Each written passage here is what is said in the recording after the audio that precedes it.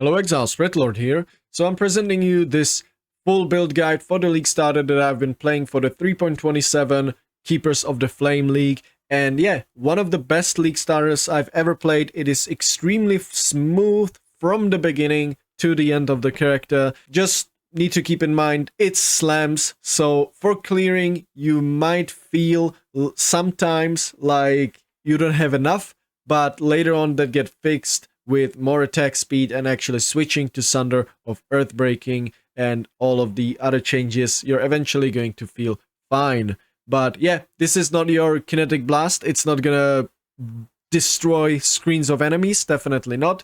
But it feels punchy, it feels good, it's balanced between damage and tanky, and in my opinion, it's one of the best League starters that I've ever done. It's been smooth from the leveling to the end. So with that said, let's jump into the guide. So first of all, we shall start off with the Ascendancy. I decided to go for Chieftain because Chieftain offers us some really good League start solutions, like modifiers to fire resistance also apply to cold and lightning at 50% of their value, which means if you get 40% increased fire res, you're also going to get 20% increased cold res and 20% increased lightning res. That's huge. Similar to that is the Valakos. Modifiers to maximum fire res also apply to maximum cold and lightning res. So for example, if you get 2% maximum fire res from source like your rings, that's going to give you essentially 2% all elemental resistances maximum. And that is absolutely great because this makes it possible and quite easily possible to get to numbers like 85 maximum all elemental resistances plus, and with some investment even to the cap of 90. Lastly, because Scion, Sun's Roar, Warcries have increased buff effect. We don't actually care that much about buff effect in this build because all of our Warcries are automated, which means they're not gonna give us buffs, but it's all about the Warcries have infinite power, and that's a lot of quality of life and damage, and again, even more quality of life all across the build. For example, it's going to mean that our General Scry is also going to always spawn all enemies, even if the enemies are not within range. All across the board, it gives us a lot of quality of life. And for the last Ascendancy, this is where things get really interesting. You can just go for Tukahama War's Herald, and that's what I did at the beginning of the league, of course, for free 7th link, basically, level 20 Fist of War in your body armor, so your Sunder would be supported by another link, and that's good. But I decided to opt into something else, into the Wild Bear from the Oshabi Ascendancy. And yeah, that's gonna give us 20 maximum rage, and it's going to enable us this lose rage tag. Lose rage on reaching maximum rage to gain wild savagery for 1 second per 10 rage lost, which means we're currently at 80% maximum rage, and we're gonna get this buff for 8 seconds. And this buff, as long as you're fighting, is permanent, by the way, so don't you need to even worry about that. And every single time we trigger this, every time we have this buff, we're gonna get 100% increased physical damage, 10% increased action speed, that is your Warcry speed, that includes your movement speed, that includes your attack speed, cast speed, all action speed. It's also going to give us hits, ignore, enemy physical damage reduction, which means we're going to be able to drop some points on the skill tree. For example, this cluster right here with Bastion Breaker and the Mastery for 50% chance to ignore enemy physical damage reduction. This is going to essentially give us 4 more points on the skill tree, and also is going to give us cannot be stunned, which means that we don't have to take unwavering stuns anymore, and thus saving us another point on the skill tree at the cost of when you reach maximum rage, you lose all your rage. But I think in this situation, in this build, I made my best to work around this, and the rage generation is just smooth, and you get a lot of rage with every hit, a lot of rage with every single Warcry, so you're topped back up to good amounts of rage pretty much immediately. And to access this Oshabi Ascendancy, of course you need to fight Oshabi herself. You can just buy the invitation in Faustus, just like so, currently cost 33C, and you just place this into the map device, and do the boss fight. What does that mean? The boss fight at the end, once you finish it, is going the altar is going to appear, and you'll be able to select your Ascendancy points for the Oshabi Ascendancy for the Wild Bear. And yeah, in terms of the boss fight itself, not really difficult at all. It's quite easy actually. Just it might take you a bit because the boss fight can actually be a bit tricky because she teleports around the arena and she can be quite tanky, but not that many dangerous moves. It's usually very well telegraphed, so you don't need to be scared that much. And you of course get 6 portals because it's PoE 1. So for the skill tree itself, the link, PoB link, is gonna be in the video's description, or of course, but here we're gonna cover only the most important stuff, of course. And the most important stuff being is actually the rage and the maximum resists on the skill tree, I would say. So basically, if we type in rage like this, we're gonna see that I've taken pretty much the majority of the rage clusters and all of their masteries. So the first rage cluster right here is gonna give us maximum rage and some rage on hit, and for the mastery we're taking 1 rage per 5 enemy power up to 5. When we Warcry, this basically means every single Warcry we trigger is gonna give us 5 rage all the time, because our Warcries have infinite power. For the second rage cluster, it's this cluster right here. For rage on melee hit and inherent rage loss occurs 1 second later. By default, it's 2 seconds for the rage loss to kick in, but with this it's 3 seconds, and with our Warcry cooldowns, this means we're never going to even see the rage loss kick in, because our rage loss is actually starts after 3 seconds, and our Warcries are generating rage, and those have lower cooldown than 3 seconds, so we're never losing rage on the build unless the Oshabi Ascendancy procs it. And for the mastery, we're taking 7% maximum rage, and inherent rage loss occurs 20% faster. No downside, just 7% more damage. For the third rage cluster, it's down here, and it's 1% increased armor per every single point of rage, which if we would average it up, it would be like 55% increased armor pretty much, because it's for every single point of rage. And then for the mastery, 1% increased movement speed for 5 rage. Again, talking that we have 55 armor, 55 rage, sorry, this is pretty much 11% increased movement speed.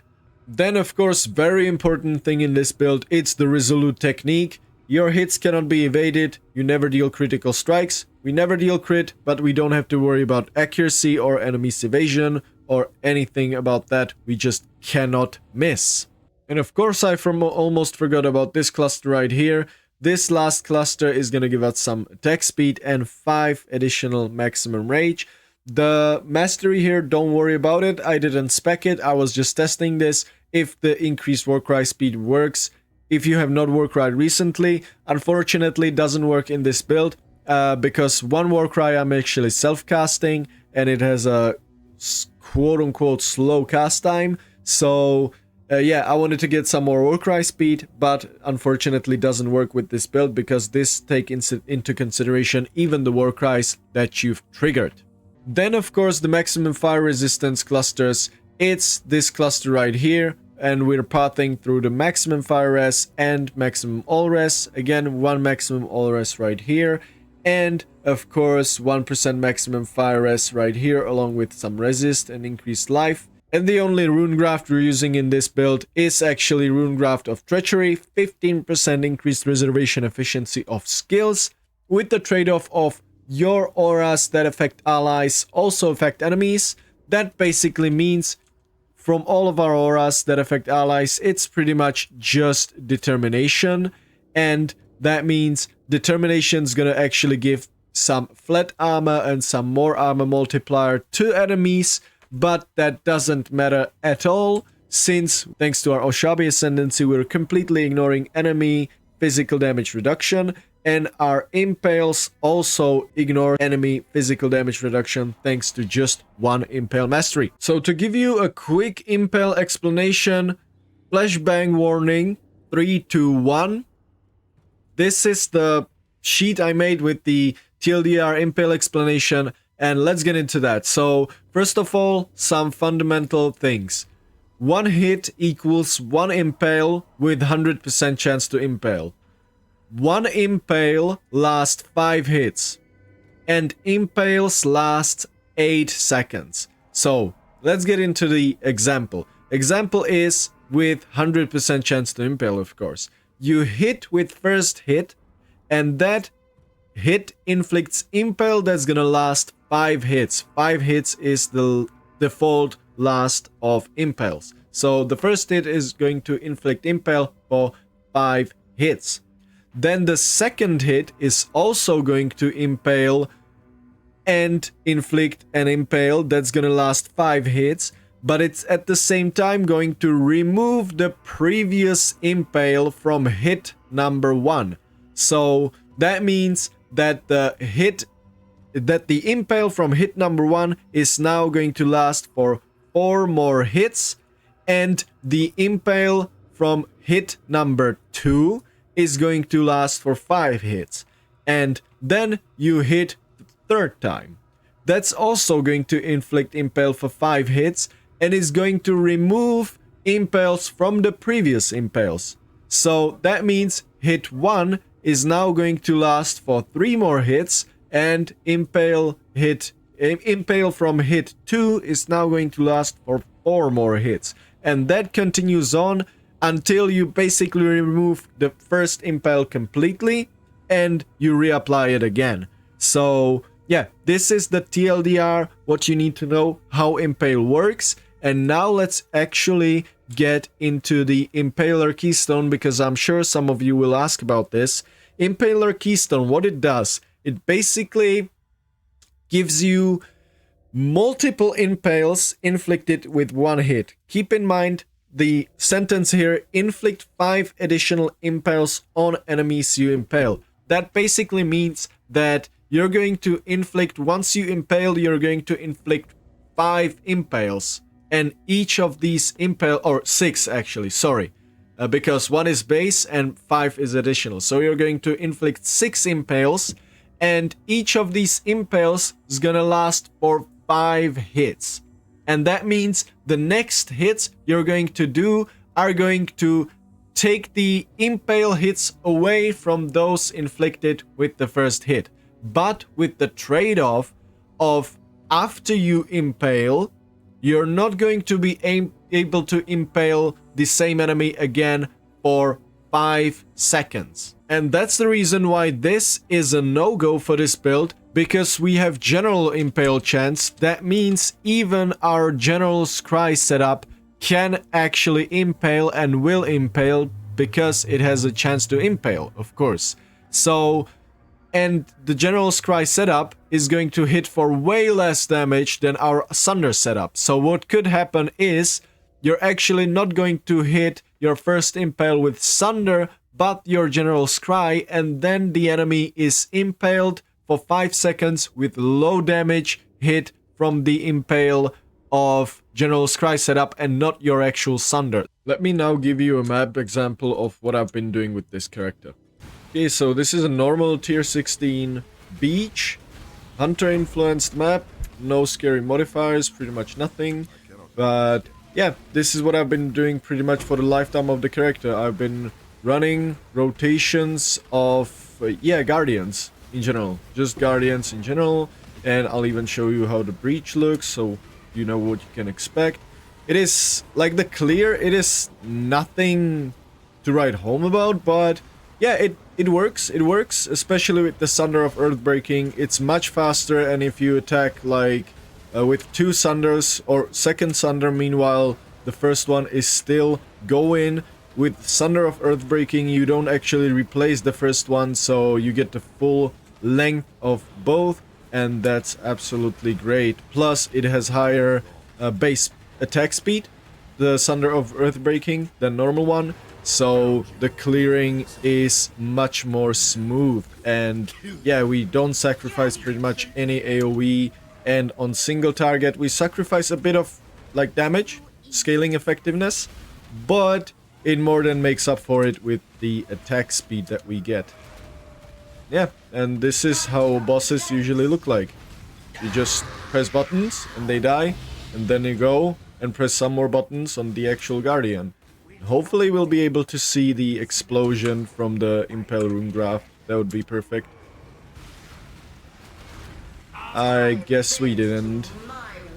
Yeah, but you're definitely, trust me, believe me on that one, you're gonna feel it when the explosion from this rune graft occurs. How are we solving mana on this build? It's pretty much a combination of couple things. First being the non-channeling skills have -6 to 7 mana cost. That means all of our skills are gonna have flat minus amount of mana cost, and that counts also our auto-triggered war cries. So if you have this craft twice, which I don't currently, unfortunately, your automated war cries are gonna cost you absolutely no mana, and that's a huge quality of life. Second of all, it's of course leech. You can get your, since this build is pure physical, you can get your leech easily in several different sources. Like I have currently all my leech on my gloves right now, or I just want to point out that you can actually get it on jewels too. As you can see, Crimson Jewel Base gives you suffix physical attack damage leeched as life, and Viridian Jewel gives you physical damage leeched as mana, so you can also fix your leech on jewels. And the last addition to our mana costs are actually these 2 points on the skill tree. 8% reduced mana cost of attacks, and 10% of the mana cost goes into life cost instead, so you basically split the mana cost between life and mana, and again 15% reduced mana cost for attacks. Really would recommend this, and at the same time, along with all of these, I would really recommend getting this non-channeling mana minus mana cost twice on both of your rings. It's a huge quality of life, and with our trigger, like for example vulnerability, that's also going to get the minus mana cost treatment, and since it triggered, it also is going to cost mana. So since I don't have this modifier on both of my rings, I sometimes run into an issue where I overlap, basically my attacks overlapped in the wrong way, and I'll actually trigger the skill, maybe didn't hit, lost mana, and now I have to wait until my mana regens, but at the same time, while it's regenning, my war cries are constantly triggering, so that costs mana. That's why I would highly recommend you to get this craft on both of your rings, and you're gonna feel fine. In terms of Ailment Immunity for this build, we are building around the Storm Shroud unique jewels, which gives us modifiers. The chance to avoid being shocked will apply to all elemental ailments. That technically means if we get 100% chance to avoid being shocked, we are completely ailment immune because it's affecting all the other ones like chill, freeze, or ignite. But at the same time, it doesn't mean that you need to get only chance to avoid being shocked. It can be a combination of chance to avoid being shocked and chance to avoid elemental ailments, because thanks to the Storm Shroud, chance to avoid being shocked is technically quote-unquote transformed into the same modifier as chance to avoid elemental ailments. And because of that, we're using combination of these two. So as you can see, I've got the Eater of Worlds implicit with 24 to 26 chance to avoid elemental ailments on my boots, and then a crafted suffix with 25% chance to avoid elemental ailments, which would put us at 51% chance to avoid elemental ailments, right? And then the last 49% I'm getting through an Abyss Jewel with 49% chance to avoid being shocked. And later on, of course, you can just put this one into Stygian Voice. That would be absolutely phenomenal, and you can even have another jewel slot on the skill tree used for something else. But as you can see, 100% chance to avoid elemental ailments, and without this it's 51%. So what do we do before we get our hands on the Storm Shroud unique jewel? We can actually use a flask that just removes chill and freeze, or we can alternatively use the Soul of the Brine King. This is the way how I would recommend doing it. I didn't do it because I was lazy, but all you would need to do is just to capture in Merveil through Divine Vessels, and then click this Pantheon right here, and you would be freeze immune. And freeze is actually the only one that you really need to care about early on. Later on, you can of course switch to the Storm Shroud setup, which I would highly recommend doing. For the cluster jewels we're using in this build, and I just really want to point out that slam skills or war cries have some really powerful cluster jewels. So let's just cover the large one first. It's Battle Hardened, Furious Assault, and Master the Fundamentals. Because if you get this combination, the Battle Hardened and the Master of the Fundamentals are gonna push to the beginning of the cluster jewel, which means you don't actually need to take these. Keep in mind it has to be 8 passives though. So you can spend only 5 points to get 2 notables and 2 jewel sockets. So that's really good, obviously. Master the Fundamentals is gonna give us a lot of damage and also Elires, and likewise Battle Hardened, some armor, and a lot of damage again. Then we continue on to the first cluster jewel, medium cluster jewel setup, and that's the Warcry cluster jewel. These keep in mind that these can be adds 4 or 5 passives, because yeah, you are going to spend only 4 points anyways, even if it's 5 passives. So what we want to get is Warning Call. Why Warning Call? Because as soon as any of our war cries triggers, this is gonna give us 100% increased armor for 8 seconds. And why 100% increased armor if it's only per 5 power? It's because of our Ascendancy. War cries have infinite power. That means we're gonna get the maximum buff out of this at all times. So this basically means TLDR is 100% increased armor. The second one is Lead by Example, another really strong one, and it's because our war cries give us onslaught for 4 seconds. And that basically means if your war cry cooldown is below 4 seconds, you have permanent onslaught all the time, completely all the time, except in your hideout, of course. And yeah, since our General's Cry is only 1.7 seconds, we get permanent onslaught. The second cluster jewel setup is Crywolf and Mob Mentality. Crywolf, it doesn't really matter what you get on the second node here. I went for Crywolf because it's 30% increased damage. However, the important one is Mob Mentality here. It gives us 25% increased damage, that's good. But the main thing here is war cries have 5% chance to grant an endurance charge, frenzy, or power charge per power. This doesn't mean all of them at the same time, it chooses only one of them at a time. But with, again, our infinite power of war cries, this guarantees that with each war cry triggered or used, we're gonna get a charge guaranteed. And let me quickly show you, even in my hideout, I'm gonna press Battle Mage's Cry, 1 endurance charge. But another interesting fact about the Mob Mentality actually is, it counts for all the triggered war cries, not only the ones that you manually use, but all the triggered ones. And it counts for each one separately. So basically, even if you trigger war cries at the same time, for example, I've got Seismic Cry, Rallying Cry, and Intimidating Cry, all with the same cooldown, it counts for all of these 3 separately. So for each single war cry triggered, you're gonna get a charge, as you can see right here. This was basically the first pop, and I'm on 3, 1, and 3. And this results in permanent charge uptime on all of them. I've never seen drop below maximum charges on any single one of them. Yeah, just free charge, free onslaught, and 300% increased armor on our medium cluster jewels. Really powerful. So for the items, let's start off with the most interesting one in this build. That's the Echoes of Creation. 2 important roles on this item. When you attack, take X% of life as physical damage for each war cry exerting the attack.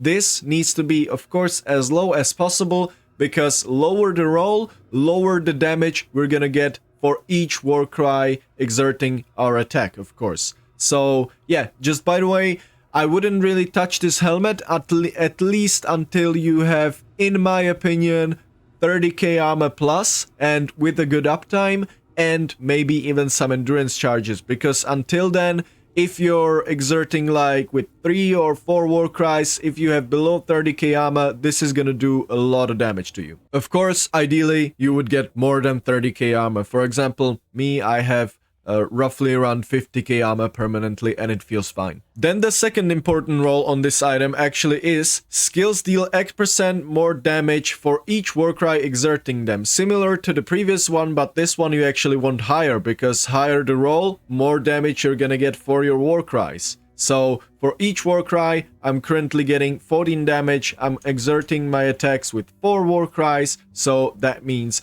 4 times 14 damage for my exerted attacks. And I just want to point out that the socketed Warcry skills have +1 cooldown use. Doesn't really matter for this build because everything's automated anyways, so we don't actually care about +1 cooldown. So the second unique in this build is actually All Surprising. And the only real important line here is Pride has no reservation, but I just want to point out this doesn't have to be just Pride has no reservation. It can also be Determination, because we use both of these auras and both of these auras have completely the same amount of reservation, which is 50%. So it doesn't matter which one cost us nothing. If it's Pride, it's Pride. If it's Determination, it's Determination. It doesn't change anything. Not even the other affixes on this item change. It still is going to have Strength, increased armor, life, and the nearby enemies have reduced stun threshold. So it doesn't matter if it's Determination or Pride. But once you actually get the All Surprising, it's going to enable you to use the Pride aura, which is going to apply more damage, more physical damage taken to enemies in the vicinity, in the range of the aura, stacking up to maximum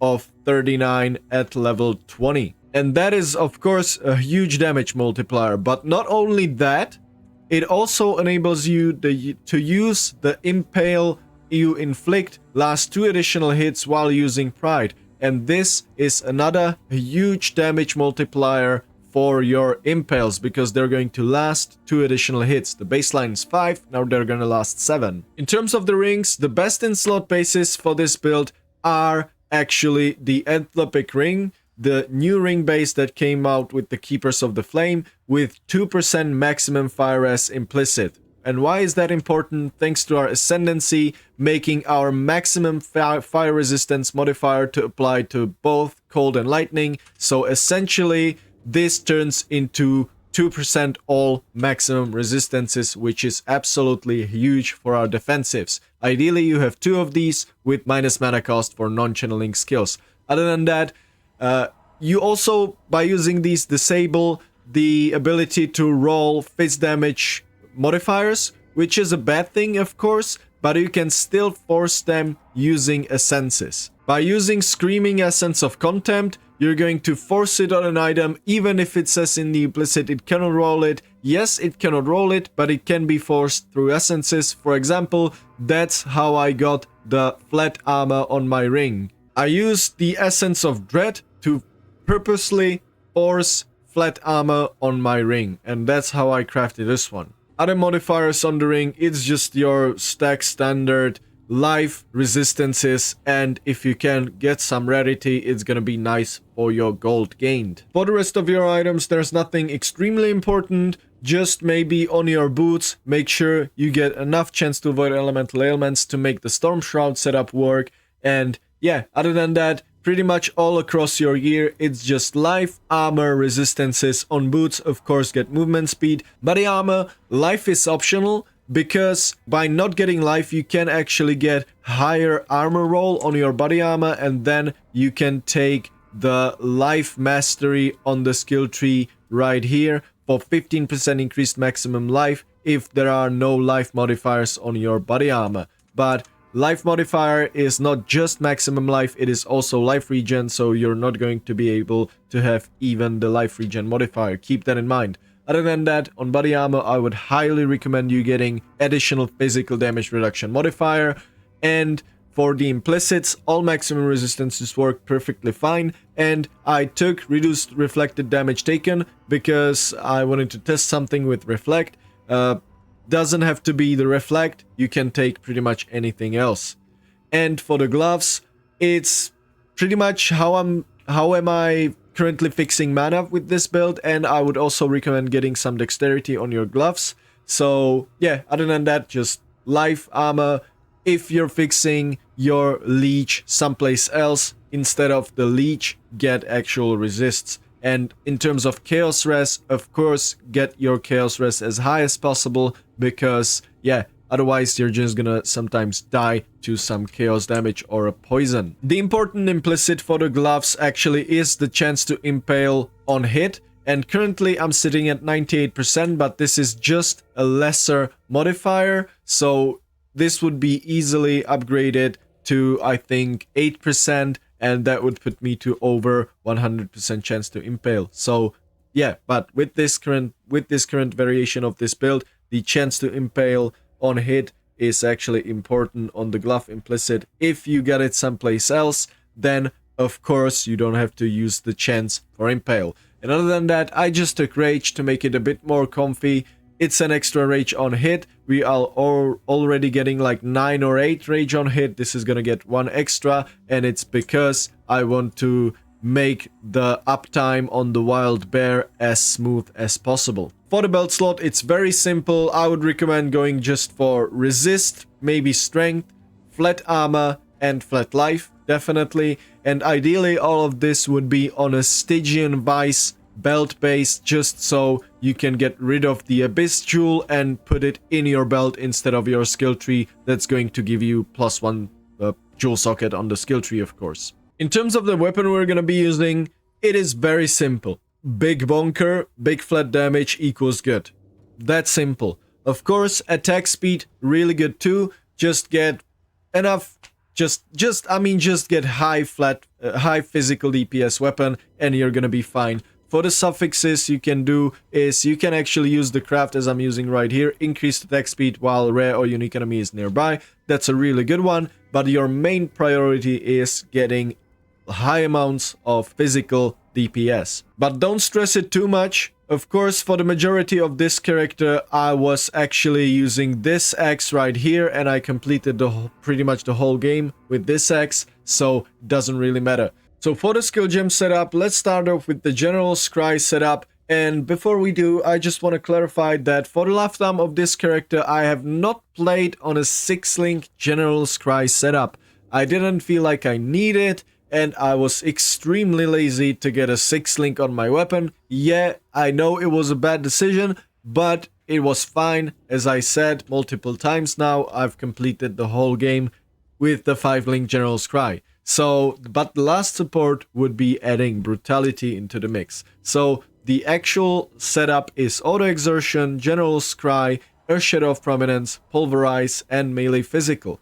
And yeah, so Earthshatter of Prominence is basically gonna hit twice with every cast of Earthshatter of Prominence, because it creates 1 spike that hits, and then with slamming onto those spikes with another slam skills, which you do because we use Sunder ourselves, or by popping a Warcry near it, you're gonna explode the spike, and the spike is gonna deal its second portion of damage, and the AoE, which actually deals more damage than the spike itself. And then we're using Pulverize and Melee Physical because less speed modifier supports don't actually affect the General Scry. I believe General Scry dudes always have 1 attack per second, and they're gonna do 1 attack anyways. So less attack speed supports are not going to have any downside basically on those, and Pulverize is also going to give them more AoE. The setup for the Sunder we use ourselves. It's Sunder of Earthbreaking along with Auto Exertion, and this basically gives us, similar to Echoes of Creation, it's gonna give us more damage for each Warcry exerting. And yeah, then it's Pulverize, Fortify, Melee Physical, and Brutality. And yeah, Fortify might be an questionable support gem because it's only 20% more melee damage. You'd be right about that, but it gives us Fortify, of course. That's a defensive layer, that's 20% less hit damage taken. And at the same time, it saves us 1, 2, 3, 4, 5 points on the skill tree. If I wouldn't use Fortify support, to get Fortify, I would have to use these 5 points on the skill tree, and actually the Mastery for melee hits Fortify along with 3% minus maximum fortification, which, yeah, it might be a better setup, but I don't think so, because I found a different use for the nodes saved elsewhere on the tree. For example, getting more cluster jewels or getting just more jewel sockets in general. So I think that Fortify Support is actually better. Then our auto exhaustion setup along with intimidating cry, seismic cry and rallying cry. These are all automated and we don't have to worry about them. Of course, getting quality on these is very important because quality is gonna give them 40% increased cooldown recovery, and quality for your general's cry is gonna give you a +1 Mirage Warrior summoned. So then the next setup is automation along with Molten Shell. Of course, as high level of automation as you can get, Molten Shell the same. And yeah, Molten Shell is just going to give us basically a persistent buffer that can take some damage instead of our health. And with scaling out, it's also going to give us more armor and scaling with armor itself. So this buff, when it triggers, it can take up to 5k damage, which is huge. Then we use, of course, Pride and Determination. I would say quality on Pride is quite important because quality on Pride is giving you increased area of effect, and that's going to increase the range at which enemies get affected by the Pride gem. Lastly, Battle Mage's Cry along with Vulnerability. When we basically press Battle Mage's Cry and then we attack with Exerted Attack, it's going to trigger the Vulnerability, which means we don't have to self-cast it, we just trigger it. For our movement skill, it's Frost Blink because we don't want to use Leap Slam in this build really, because Leap Slam is a slam and it's going to consume your exerts. But you can bypass that by getting, I believe, a craft on a belt. Yep, it's a craft on a belt, amulet or ring. And yeah, you can just get this craft and use Leap Slam as you normally would. Or alternatively, you can get a Warcry Mastery on the skill tree that says Warcries cannot exert travel skills. But I decided not to do that. I decided to save the skill point on the skill tree or save the effects on the belt and just run Frostblink. It's instant, it feels good. Lastly, we use Desecrate as a self-cast, and Desecrate is only there for our General's Cry. You manually cast this, you can basically cast this twice. You can have 2 piles of corpses that you're going to summon your General's Cry off of. And ideally put these as close to the actual boss you're fighting as you can. But don't stress about it too much, don't stress about repositioning it all the time. If there's basically, let's say, a square arena, put it into one corner and the other corners, and if the arena shifts or the boss moves, then just put it into the different corners of the arena, because the General's Cry summoning range is quite big actually. Okay, so for the flask we're using, I'm of course using Quicksilver, I'm using Sulfur, Granite and Basalt for more armor, conk ground and some increased damage, and of course movement speed. So ideally, the prefix on all of these flasks would be gain 3 charges when you are hit by an enemy, but those flasks can get fairly expensive. And of course, suffixes could be movement speed during flask effect, armor increase during flask effect. I currently have chance to avoid being ignited. That does nothing because I'm ailment immune, but you could use something like reduced curse effect on you during flask effect. And I'm again using a bit of more leech during flask effect, also doesn't matter that much. And I'm using actually a 5th flask, a gold flask, and this is highly optional. If you don't want to use a gold flask, don't use it. I'm just using it for some gold gained, and I'm using it with the modifier used when you hit a rare or unique enemy, because these are the enemies that you're going to drop the most gold out of, usually. And yeah, for the affixes, prefix is increased duration, and suffix is additional elemental resistances during effect. This is for maps that have, for example, elemental weakness, because elemental weakness is going to reduce your resistances, and this flask is going to give you more resistances. You're going to be able to get back up to your max resists with this flask. But do this only when you feel confident enough, that when you feel like you have good enough life recovery. Other than that, before that, just, use a life flask. For the Grafts that we're using in this build, and those are actually a big part of this build, I'm using the Ool Grafts in this build. The Ool Grafts are the physical ones, and one is with Return to Dust. That's the purple hand slam skill, and the other one is Seize the Flesh. It's actually a bit hard to see, but it's these bone AoEs that just going to basically appear on the ground, and once you attack with an exerted attack, you're going to pop those, and those are doing huge damage. I would really recommend getting modifiers like I have right here. The skills used by this graft deal X% increased damage and +4 levels to skills used by this graft. You would be surprised how much damage this deals, and this was a big part of me basically completing the Atlas so easily because, yeah, I had a pretty bad weapon and I was just shredding through bosses because of this Seize the Flesh that I got on, I think, day 2 of the league for like 10C. No one wanted it, and yeah, it just carried me through boss fights. And yeah, the important prefixes on these are the chance to impale enemies on hit. And this can roll up to 25, of course, get as much as you can. But yeah, only thanks to these, I'm at 98% to impale. Without these, I'd be currently at like 50%-ish chance to impale. So these are really, really, really good grafts. And yeah, just get ones with the chance to impale. However, I must point out that you can also get a Zoff graft if you manage to get the impale chance someplace else. You can also get any kind of Zoff graft, because Zoff graft can roll on the prefix 1 to 2 maximum fire res, and again, that's going to give us 1 to 2 maximum all res because of our Ascendancy. So that's just one thing to keep in mind if you manage to get the impale chance someplace else.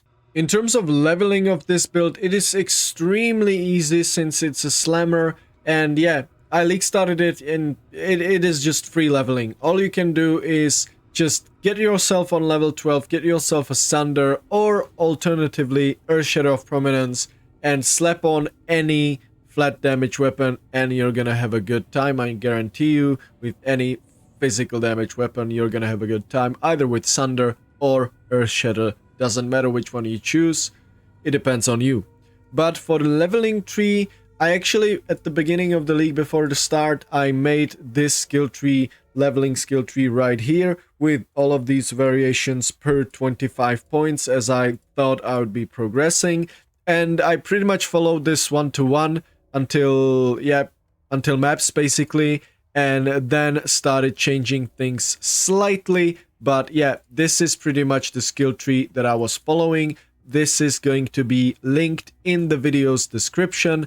And yeah, I mean, leveling is just super free. There's not that much to talk about. Just get yourself a flat physical DPS weapon and you're going to have a good time, especially if you take this as your first Ascendancy, because this is going to take care of most of your resistances and you're gonna have a good time leveling this character. By the time you get your second Ascendancy, if you go for Sun's Roar, that means you can actually start using your General Scry setup in a 4-link, which is quite good. Actually is quite good. I did it by the time I got my second Ascendancy and it felt really good. It helped clearing, it helped single target, so if you feel like it's needed, you can start using the General Scry setup. Just keep in mind that you're gonna have to get your Desecrate support up, because on some bosses you're gonna be having to spawn corpses. If you want to see any other related videos to this build, for example, my whole progression from day 1 to the final version of the build, all of the videos are going to be in the video's description. Even stuff like the farm that I did with this build is going to be also in the video's description. And if I make a video about Impale deep dive and ideas I've got with Impale, that's also going to be in this video's description, of course. Alright, Exiles, I hope you enjoyed the guide. I hope you're going to enjoy the build. I know I did. It was a blast. With that said, thank you very much for watching, Exiles, and see you in the next one.